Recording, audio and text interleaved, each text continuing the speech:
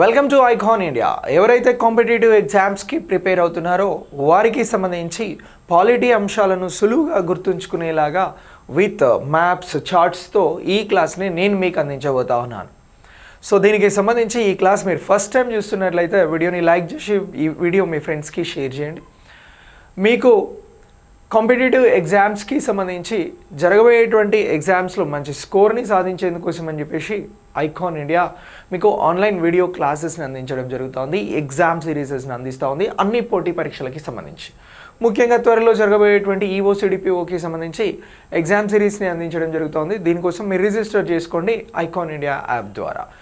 ఇంకా మీకు ఇతర పోటీ పరీక్షలకు సంబంధించినటువంటి క్లాసెస్ కూడా యాప్లో అవైలబుల్గా ఉన్నాయి, రిజిస్టర్ చేసుకోండి. మనం ఈ వీడియో ద్వారా పాలిటీ రిలేటెడ్గా ఉన్నటువంటి ప్రాథమిక హక్కులు, అలాగే ప్రాథమిక విధులు, వీటితో పాటు ఆదేశిక సూత్రాలు, ఇతర ఆర్టికల్స్ని గురించి మ్యాప్ పాయింట్ ఆఫ్ వ్యూలో నేర్చుకుందాం. సో ఇప్పుడు మ్యాప్ పాయింట్ ఆఫ్ వ్యూలో మనం ఫస్ట్ డిస్కస్ చేయబోతున్నది ఏంటి అని అంటే ప్రాథమిక హక్కులు. సో ఈ ప్రాథమిక హక్కులకి సంబంధించినటువంటి అంశం ఏదైతే ఉన్నదో ఇది మనం జనరల్గా చాలా సందర్భాలలో చదువుతూ ఉంటాం. అయితే ఇక్కడ ఉమెన్ పాయింట్ ఆఫ్ వ్యూలో కొన్ని ఆర్టికల్స్ ఇక్కడ మీకు కనబడుతూ ఉన్నాయి కదా, ఇవి ఉమెన్ పాయింట్ ఆఫ్ వ్యూలో ఉన్నటువంటి ఆర్టికల్స్గా ఇక్కడ నేను క్లియర్గా ఎక్స్ప్లెయిన్ చేయబోతా ఉన్నాను. సో ఇప్పుడు ప్రాథమిక హక్కులకి సంబంధించి సో ఇక్కడ మనకి ఆర్టికల్ 14 అనేది కనబడుతూ ఉందండి. ఏమని అంటున్నాం? ఆర్టికల్ 14 అనేది ఉంది. సో ఈ ఆర్టికల్ 14 ఏం చెప్తా ఉంది అని అంటే చట్టం ముందు అందరూ సమానులే, ఇందులో పురుషులు మహిళలు అని చెప్పేసి వ్యత్యాసం అనేది చూపరాదు, ఇలాంటి నిబంధనలను పాటిస్తూ వేరు చేయరాదు అనేటువంటి అంశాన్ని మనకి ఆర్టికల్ 14 అనేది చెప్పడం జరుగుతూ ఉందండి. ఆర్టికల్ 14కి సంబంధించినటువంటి అంశాన్ని గుర్తుంచుకోండి. ఇక్కడ చట్టం ముందు సమానత్వం గురించి చెప్తున్నటువంటి ఆర్టికలే ఈ ఆర్టికల్గా మనం గుర్తించాల్సి ఉంటుంది. సో చట్టం ముందు సమానం అనేటువంటి అంశాన్ని చెప్తున్నటువంటిది ఆర్టికల్ 14. సో ఇందులో ఈ ఆర్టికల్కి సంబంధించి మహిళలు ఇతరులు అని చెప్పేసి వేరు చేయకూడదు, అందరూ సమానమే. ఇది ఆర్టికల్ 14. సో ప్రాథమిక హక్కులకి సంబంధించిన అంశం వస్తే మీకు ఆర్టికల్ 14 గుర్తుండాలి. ఈ 14 అనేది చట్టం ముందు అందరూ సమానమే, ఇక్కడ ఏ విధంగా కూడా వేరు చేయరాదు, అందరినీ సమానంగా చూడాలని చెప్తున్నది ఇది. ఇక నెక్స్ట్ దీని తర్వాత మనం గుర్తించాల్సినటువంటి ఆర్టికల్ 15 అని అంటున్నాం. సో మరి ఇక్కడ ఆర్టికల్ 15 ఏదైతే ఉందో ఈ ఆర్టికల్ 15కి సంబంధించి ఆర్టికల్ 15 సబ్ క్లాస్ 1 అనేది ఉందండి. సో ఈ ఆర్టికల్ 15 సబ్ క్లాస్ 1 గురించి గుర్తించండి అని అడుగుతారు. ఏమని అంటారు? 15 సబ్ క్లాస్ 1 అని అంటున్నాం. సో ఈ సబ్ క్లాస్ 1 అనేది మనకి ఏం చెప్తా ఉంది అని అంటే ఎవరైతే ప్రజలు ఉన్నారో వీరికి సంబంధించి మతం, కులం, వర్గం, అలాగే లింగం లేదా ప్రాంతం ఆధారంగా ఎలాంటి వ్యత్యాసంను లేదా ఎలాంటి వివక్షతను చూపరాదు అని చెప్తా ఉంది. అంటే ఏ విధంగా కూడా ఇక్కడ వివక్షత అనేది చూపరాదు, ఏ విధంగా వివక్షత అనేది చూపరాదు అనేటువంటి అంశాన్ని మీరు గుర్తించాల్సి ఉంటుంది. ఓకే, వివక్షత అనేది ఉండకూడదు. ఓకే, ఇది ఆర్టికల్ 15 సబ్ క్లాస్ 1 అని అంటాను. ఇదే ఆర్టికల్ 15 సబ్ క్లాస్ 3 అనేది ఉందండి. సో ఇక్కడ ఆర్టికల్ 15 సబ్ క్లాస్ 3 ఏం చెప్తుంది అని మిమ్మల్ని అడుగుతారు. ఆర్టికల్ 15 సబ్ క్లాస్ 3 అని అంటున్నాం. ఈ 3 ఏం చెప్తా ఉంది అని అంటే పిల్లలకి సంబంధించి మహిళలకి సంబంధించి వారి సంక్షేమం కోసం ఇక్కడ చట్టాలను కానీ పథకాలను కానీ తీసుకురావచ్చు. సో దీనికి సంబంధించి వివక్షత లేకుండా ఇలా చట్టాలను పథకాలను తీసుకురావచ్చు అని చెప్తుంది. ఎవరికి సంబంధించి అని అంటున్నాం? మహిళలు అలాగే పిల్లలకి సంబంధించి ఇక్కడ ఏం చేస్తూ ఉన్నారు అని అంటే ఈ వివక్షత లేకుండా పథకాలను అలాగే వీటితో పాటు ఇతర చట్టాలను తీసుకురావచ్చు అని చెప్పేసి కేంద్రానికి రాష్ట్రానికి సూచిస్తున్నటువంటి ఆర్టికలే ఆర్టికల్ 15 సబ్ క్లాస్ 3 అని చెప్పేసి గుర్తుంచుకోవాలి. సో ఆర్టికల్ 14 మీద మనకు క్లారిటీ వచ్చింది. ఆర్టికల్ 15(1) అండ్ 3 మీద sub class 15 sub class 1, 15 sub class 3 మీద కూడా ఇక్కడ మనకు క్లారిటీ రావడం జరిగింది. ఇక నెక్స్ట్ దీని తర్వాత మనం మాట్లాడాల్సినటువంటి ఆర్టికల్ వచ్చి ఆర్టికల్ 16 అండి.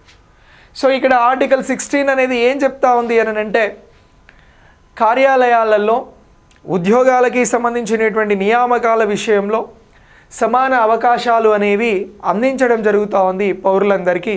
వివక్షత లేకుండా లింగం అనేటువంటి జెండర్ అనేటువంటి అంశాన్ని ఆధారంగా చూపకుండా ఉద్యోగానికి సంబంధించినటువంటి అంశాలలో క్లారిటీని ఇస్తున్నటువంటిదే ఆర్టికల్ 16 అని చెప్పేసి గుర్తుంచుకోవాలి.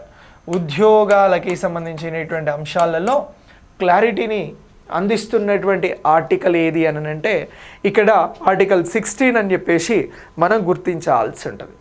నియామకాలు ఉద్యోగాలకి సంబంధించినటువంటి అంశాలలో వివక్షత అనేది ఉండరాదు అని చెప్తున్నటువంటి ఆర్టికల్ 16 అని చెప్పేసి గుర్తుంచుకోండి.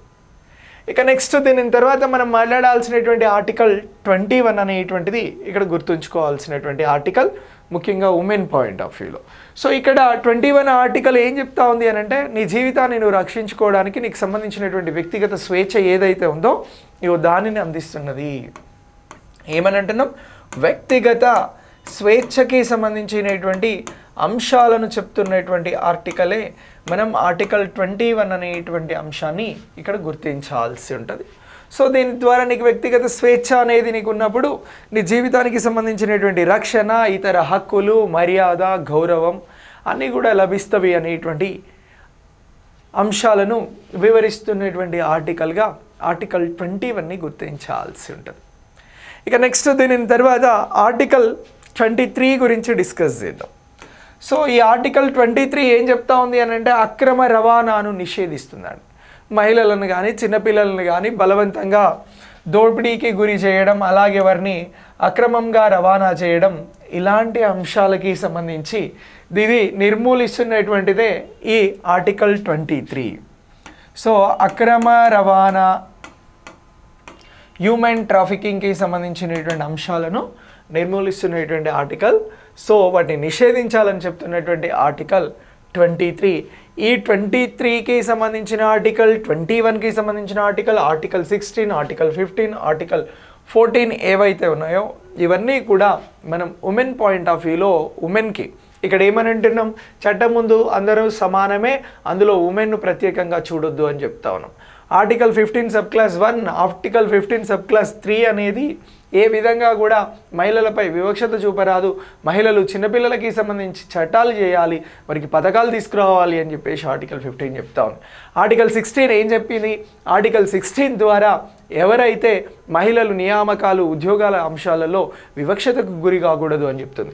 ఆర్టికల్ 21 వ్యక్తిగత స్వేచ్ఛ అనేది ఉన్నప్పుడు వారికి సంబంధించి గౌరవం లభిస్తుంది, వారి జీవితం ముందుకెళ్తుంది అని చెప్తా ఉంది. ఆర్టికల్ 23 ఏం చెప్తుంది? మానవ అక్రమ రవాణాను నిషేధించాలి అని చెప్తా ఉంది. సో ఇలా మనకి ఈ ఆర్టికల్స్ అన్నీ కూడా ప్రాథమిక హక్కుల ద్వారా ఉన్నటువంటి అంశాలుగా గుర్తుంచుకోవాలి. ఇంకా మీరు ఈ మ్యాప్ని గుర్తుంచుకుంటే ఎప్పటికీ మర్చిపోరు. ఓకే, బాగా గుర్తుంచుకోండి. ఇక నెక్స్ట్ దీని తర్వాత డిస్కస్ చేయాల్సింది directive principle of state policy అని అన్నట్టు. సో మరి ఈ డైరెక్టివ్ ప్రిన్సిపల్ ఆఫ్ స్టేట్ పాలసీలో మనం ఇక్కడ 4 ఆర్టికల్స్ని ప్రత్యేకంగా గుర్తుంచుకోవాలండి. సో ఇక్కడ 4 ఆర్టికల్స్ ఏంటి అని అంటే దీనికి సంబంధించి ఒకటి 39 ఆర్టికల్ అని అంటున్నాం. సో మరి 39 ఆర్టికల్ ఏం చెప్తా ఉంది అని అంటే సమాన వేతనం, సమాన అవకాశాలను గురించి చెప్పడం జరుగుతూ ఉందండి. ఏం చెప్తా ఉంది అని అంటున్నాం? సమాన వేతనం గురించి, సమాన అవకాశాలను గురించి చెప్తున్నటువంటి ఆర్టికలే ఆర్టికల్ 39 అని చెప్పేసి గుర్తించాల్సి ఉంటుంది. ఇక నెక్స్ట్ ఆర్టికల్ 39 తర్వాత మనం డిస్కస్ చేయాల్సింది ఆర్టికల్ 42. సో ఈ ఆర్టికల్ 42 ఏం చెప్తుంది అని అంటే న్యాయమైన పని పరిస్థితులను కల్పించడం, ప్రసూతి ఉపశమనం అనేది అందించాలి మహిళలకు అని చెప్తా ఉంది. ఈ ఆర్టికల్స్ని కూడా మనం ఉమెన్ పాయింట్ ఆఫ్ వ్యూలోనే మాట్లాడడం జరుగుతూ ఉందండి. ఆర్టికల్ 42 ఏం చెప్తా ఉంది అని అంటే న్యాయమైనటువంటి పని పరిస్థితులను అందించాలి మహిళలకి, అలాగే ప్రసూతి ఉపశమనం అనేది కూడా ఉండేలా చూడాలి అని చెప్తా ఉంది. ఇక నెక్స్ట్ ఆర్టికల్ 44 ఉంది. సో ఈ ఆర్టికల్ 44 ఏం చెప్తా ఉంది అని అంటే ఇక్కడ వివాహానికి సంబంధించిన అంశాలు, విడాకులకి సంబంధించిన అంశాలు, వారసత్వానికి సంబంధించినటువంటి అంశాలను గురించి చెప్తున్నటువంటి ఆర్టికల్ 44. ఆర్టికల్ 45 ఏం చెప్తా ఉంది అని అంటే బాల్య సంరక్షణ గురించి చెప్తా ఉంది. అలాగే ఎవరైతే చిన్నపిల్లల వయసును కలిగి ఉంటారో, పిల్లల వయసును కలిగి ఉంటారో వారికి విద్యను అందించే అంశాలను గురించి కూడా చెప్తా ఉంది. బాల్య సంరక్షణ, విద్యకి సంబంధించినటువంటి ఆర్టికల్స్ ఏంటి అని అంటే ఇక్కడ ఆర్టికల్ 45 అని గుర్తించాల్సి ఉంటుంది. సో ఇలా ఈ డైరెక్టివ్ ప్రిన్సిపల్స్ ఆఫ్ స్టేట్ పాలసీలో మనం ఈ 4 ఆర్టికల్స్ని గుర్తుంచుకోవాల్సి ఉంటుంది.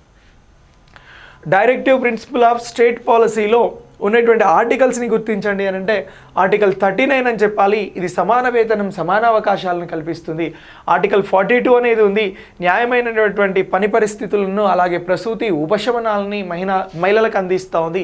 ఇక ఆర్టికల్ 44 ఉంది, ఇది వివాహము విడాకులు వారసత్వానికి సంబంధించిన అంశాలను గురించి చెప్పడం జరుగుతూ ఉంది. ఆర్టికల్ 45 ఉంది, బాలలకి సంబంధించినటువంటి సంరక్షణ వారి విద్యకి సంబంధించినటువంటి అంశాలను చెప్పడం జరుగుతూ ఉంది. సో ఇలా గుర్తించాల్సి ఉంటుంది. ఈ మ్యాప్ని గుర్తుంచుకోండి. ఇలా మీకు ఇక్కడ నుంచి క్వశ్చన్ వస్తే ఈజీగా ఆన్సర్ చేయొచ్చు. నెక్స్ట్ రాజ్యాంగ నిబంధనల గురించి మాట్లాడదాం. Very very important. సో ఇక్కడ రాజ్యాంగ నిబంధనలకి సంబంధించినటువంటి అంశాలలో మహిళలకి సంబంధించి రాజ్యాంగ నిబంధనలు ఏ విధంగా ఉన్నాయి అనేటువంటి అంశాన్ని మనం గుర్తించాల్సి ఉంటుంది. సో మహిళలకి సంబంధించినటువంటి దానిలో ఇక్కడ ఆర్టికల్ 243D ఉందండి. ఈ ఆర్టికల్ 243D ఏం చెప్తా ఉంది అని అంటే స్థానిక ప్రభుత్వాలుగా పిలువబడేటువంటి పంచాయతీరాజ్ ఇన్స్టిట్యూషన్స్లలో మహిళలకి సంబంధించిన రిజర్వేషన్స్ గురించి చెప్పడం జరుగుతూ ఉంది. 243D అనగా ఏమిటి అని అడుగుతారు. ఆర్టికల్ 243D అనేది పంచాయతీరాజ్ ఇన్స్టిట్యూషన్స్లలో మహిళలకి సంబంధించిన రిజర్వేషన్ల అంశము అని గుర్తుంచుకోండి. మరి ఆర్టికల్ 243T ఏమిటి అని అడుగుతారు. ఈ 243T అనేది స్థానిక ప్రభుత్వాలకి సంబంధించి లోకల్గా ఉండేటువంటి ఇక్కడ అర్బన్ లోకల్ బాడీస్కి సంబంధించినటువంటి రిజర్వేషన్స్, మున్సిపాలిటీస్ రిజర్వేషన్స్ గురించి చెప్తున్నదే 243T అని చెప్పేసి గుర్తుంచుకోండి. మరి ఆర్టికల్ 249 ఏం చెప్తా ఉంది అని అంటే అసెంబ్లీ, అసెంబ్లీ ఢిల్లీకి సంబంధించినటువంటి అసెంబ్లీలో మహిళల రిజర్వేషన్ల గురించి చెప్తున్నటువంటిదే ఆర్టికల్ 239AA అని చెప్పేసి గుర్తుంచుకోండి. ఇక నెక్స్ట్ ఆర్టికల్ 230A ఏం చెప్తా ఉంది అని అంటే లోక్సభలో రిజర్వేషన్లను గురించి చెప్తా ఉంది మహిళలకి సంబంధించి. అలాగే ఆర్టికల్ 232 ఏం చెప్తా ఉంది అని అంటే రాష్ట్ర అసెంబ్లీలో మహిళలకి సంబంధించిన రిజర్వేషన్లను గురించి చెప్తున్నటువంటిదే ఆర్టికల్ 232A అని చెప్పేసి గుర్తుంచుకోవాలి. సో ఇలా ఈ రిజర్వేషన్లకి సంబంధించి రాజ్యాంగ నిబంధనలు కొన్ని ఉన్నాయి. ఈ నిబంధనలు రిజర్వేషన్ల గురించి చెప్తా ఉన్నాయి. ఈ రిజర్వేషన్లు మహిళలకి సంబంధించిన రిజర్వేషన్లు, మహిళా రిజర్వేషన్లకి సంబంధించి చట్టసభలలో అలాగే స్థానిక ప్రభుత్వాలలో ఉన్నటువంటి రిజర్వేషన్లకి సంబంధించిన ఆర్టికల్స్ని సరిగా జతపరచండి అని అడుగుతారు. అలా అడిగితే మనం ఇగో ఈ విధంగా ఆన్సర్ చేయాల్సి ఉంటుంది. ఏ విధంగా చేయాలి? ఆర్టికల్ 243D అనేది పంచాయతీరాజ్ ఇన్స్టిట్యూషన్లలో మహిళలకు రిజర్వేషన్ 1/3. ఆర్టికల్ 243T అనేది ఏదైతే మున్సిపాలిటీలు ఉంటాయో అక్కడ మహిళలకి సంబంధించి 1/3 రిజర్వేషన్స్. అలాగే ఆర్టికల్ 239AA ఏం చెప్తా ఉంది అంటే ఢిల్లీ అసెంబ్లీలో మహిళలకి సంబంధించిన రిజర్వేషన్స్. అలాగే ఆర్టికల్ 230A లోక్సభలో మహిళలకి సంబంధించిన రిజర్వేషన్స్. అలాగే ఆర్టికల్ 232 ఏం చెప్తా ఉంది అంటే రాష్ట్ర అసెంబ్లీలలో మహిళలకి సంబంధించిన రిజర్వేషన్స్. సో ఇలా ఈ రిజర్వేషన్స్ ఉన్నాయి అనేటువంటి అంశాన్ని మనం గుర్తించాల్సి ఉంటుంది. అయితే ఇటీవల 2023కి సంబంధించి మహిళా రిజర్వేషన్ల చట్టం అనేది వచ్చిందండి. మహిళలకు సంబంధించి రిజర్వేషన్ల చట్టం. దీనినే ఇంకా ఏమని పిలుస్తారు అని అంటే నారీ శక్తి వందన్ అధినియం అని చెప్పేసి పిలుస్తారండి. సో నారీ శక్తి అధినియం అనేటువంటిది నారీ శక్తి వందన్ అధినియం అనగా ఏమిటి అని అడుగుతారు. అని అడిగితే మీరు చెప్పాల్సినటువంటిది ఏంటి అని అంటే ఇగో ఇది మహిళల రిజర్వేషన్ల బిల్లు. సో ఈ మహిళల రిజర్వేషన్ల బిల్లు ఎప్పుడు వచ్చింది అని చెప్పేసి అడుగుతారు. అడిగితే మీరు 2023 అని చెప్పేసి గుర్తుంచుకోండి. మళ్ళీ వచ్చేటువంటి లోక్సభ ఎన్నికలకి సంబంధించి ఈ బిల్ అనేది అప్లికేబుల్ చేయబోతూ ఉన్నారు. మొన్న జరిగిన ఎన్నికలు కాకుండా వచ్చే ఎన్నికలకి సంబంధించి. సో ఇలా ఈ రాజ్యాంగ నిబంధనల్ని మనం గుర్తించాల్సి ఉంటుంది. ఇక మహిళలకి సంబంధించి సామాజిక సాంస్కృతిక సాధికారతకి సంబంధించినటువంటి అంశాలను ఇక్కడ మ్యాప్ పాయింట్ ఆఫ్ వ్యూలో గుర్తించవచ్చు. భారతదేశంలో మహిళలు చట్టపరమైనటువంటి రక్షణ ఏ విధంగా పొందుతున్నారు, వీరి కోసం ఉన్నటువంటి చట్టాలు ఏమిటి అని అడుగుతారు. క్వశ్చన్స్ వస్తాయి. సో ఇలా మొన్న గృహహింసకి సంబంధించినటువంటి అంశాన్ని గ్రూప్ 2లో అడిగినారు. సో ఇలా రేపు మళ్ళీ మిమ్మల్ని క్వశ్చన్ అడగడానికి అవకాశం ఉంటుంది. వరకట్న నిషేధ చట్టం గ్రూప్ 3లో అడిగినారు 1961 అని చెప్పాలి. ఇక్కడ క్రొనలాజికల్ ఆర్డర్ తీసుకుంటే కమిషన్ ఆఫ్ సతీ నివారణ చట్టం అంటే భర్త చనిపోతే భర్త చితి మీద భార్యని వేసి కాలబెట్టేటువంటి సాంప్రదాయమే ఇక్కడ ఉండే. సో దానికి సంబంధించి ఇక్కడ ఏం చేసిర్రు అని అంటే ఆ నివారణకి సంబంధించి 1987లో దీన్ని సవరణ చట్టంగా తీసుకురావడం జరిగింది. ఇక గృహహింస నుంచి మహిళలకి సంబంధించిన రక్షణ చట్టం 2005 మన గ్రూప్ 2లో వచ్చింది. ఇక్కడ బాల్య వివాహాల నిషేధ చట్టం 2006 అని అంటున్నాం. సో దీన్ని బాల్య వివాహాలకి సంబంధించినటువంటి వయస్సుని ఇంకా పెంచుతూ మహిళలకి సంబంధించి 21, పురుషులకి సంబంధించినటువంటి 23కి వయసును పెంచుతూ ఇక్కడ నిర్ణయం తీసుకోబోతా ఉన్నారు. సో ఇలా బాల్య వివాహాలకి సంబంధించిన నిషేధ చట్టం అనేది మనకి 2006లో వచ్చింది. ఇంకా ఏజ్ పెంచేటువంటి అంశానికి సంబంధించి నిర్ణయాలు తీసుకుంటున్నారు. దాని మీద ఇంకా క్లారిటీ రావాలి. సో ఇలా మహిళలకి సంబంధించి ఇంపార్టెంట్ చట్టాలను గురించి అడిగితే ఈ చట్టాలను గురించి చెప్పండి. ఇక నెక్స్ట్ దీని తర్వాత మిమ్మల్ని సింపుల్గా అడుగుతారు. సో మహిళలకి సంబంధించినటువంటి చట్టపరమైనటువంటి రక్షణ కల్పిస్తున్న చట్టాలను గుర్తించండి అని అంటే మీరు వరకట్న నిషేధ చట్టం 1961, కమిషన్ ఆఫ్ సతీ నివారణ చట్టం 1987, గృహహింస నుంచి మహిళలను రక్షించేటువంటి చట్టం 2005, బాల్య వివాహాల నిషేధ చట్టం 2006 అని చెప్పేసి గుర్తుంచుకోండి. ఈ పాయింట్ ఆఫ్ వ్యూలో ఎగ్జామినేషన్లో క్వశ్చన్ అడిగితే ఆన్సర్ చేయండి. ఇక నెక్స్ట్ దీని తర్వాత అంశం చూడండి, మహిళలకి సంబంధించి ఆర్థిక సాధికారత. మహిళలకి ఆర్థిక సాధికారత కల్పించాలని అంటే కొన్ని అంశాలు కొన్ని చట్టాలను తీసుకురావడం జరిగింది. ఇవి కూడా చట్టాలుగానే మనం గుర్తించాల్సి ఉంటుంది. ఈ చట్టాల రూపంలో క్వశ్చన్ వస్తే పక్కా వస్తుంది క్వశ్చన్స్ ఇప్పుడు నేను చెప్తున్న అంశాల నుంచి. సో ఇక్కడ మహిళల ఆర్థిక సాధికారత అంశాలను గుర్తించండి అని అంటే కనీస వేతన చట్టం 1948లో వచ్చింది అని చెప్పాలి. సమాన వేతన చట్టం 1976లో వచ్చింది అని చెప్పాలి. అలాగే మెటర్నిటీ బెనిఫిట్ యాక్ట్ అనేది 1961లో వచ్చింది అని చెప్పాలి. లైంగిక వేధింపుల నివారణ చట్టం 2013లో తీసుకొచ్చినారు. సో ఇలా ఇగో ఈ చట్టాలు అనేవి వచ్చినాయి. ఈ పాయింట్ ఆఫ్ వ్యూలో మనం గుర్తుంచుకోవాలి. సో మహిళలకి సంబంధించి ఆర్థిక సాధికారత రక్షణపరమైనటువంటి అంశాలను కల్పించే చట్టాలను గుర్తించండి అని అంటే 4 చట్టాలను గుర్తించండి, లేదా మ్యాచ్ ద ఫాలోయింగ్లో కూడా ఇది అడగడానికి అవకాశం ఉంటుంది. అలా అడిగితే కనీస వేతనాల చట్టం 1948 అని చెప్పండి, సమాన వేతన చట్టం 1976 అని చెప్పండి, అలాగే మెటర్నిటీ బెనిఫిట్ యాక్ట్ 1961 అని చెప్పండి, లైంగిక వేధింపుల నివారణ చట్టం 2013 అని చెప్పండి. సో ఇలా మీరు చేయగలిగితే ఈ మొత్తం టాపిక్ మనం చేసిన ఈ వీడియో నుంచి 4 నుంచి 5 ప్రశ్నలు మీ ఎగ్జామ్లో రాబోతూ ఉన్నాయి ఈఓసిడిపిఓకి సంబంధించి. సో వీటి పాయింట్ ఆఫ్ వ్యూలో మీరు ఆన్సర్స్ చేయండి, మంచి స్కోర్ని పొందండి. మీరు ఇలాంటి చాలా అంశాలను తెలుసుకునేందుకు ఎగ్జామ్స్ రాయండి. ప్రాక్టీస్ టెస్ట్లు అనేవి చాలా ఇంపార్టెంట్. Thanks for watching. ఈ వీడియో మీకు నచ్చినట్లయితే లైక్ చేసి మీ ఫ్రెండ్స్కి షేర్ చేయండి. Thank you.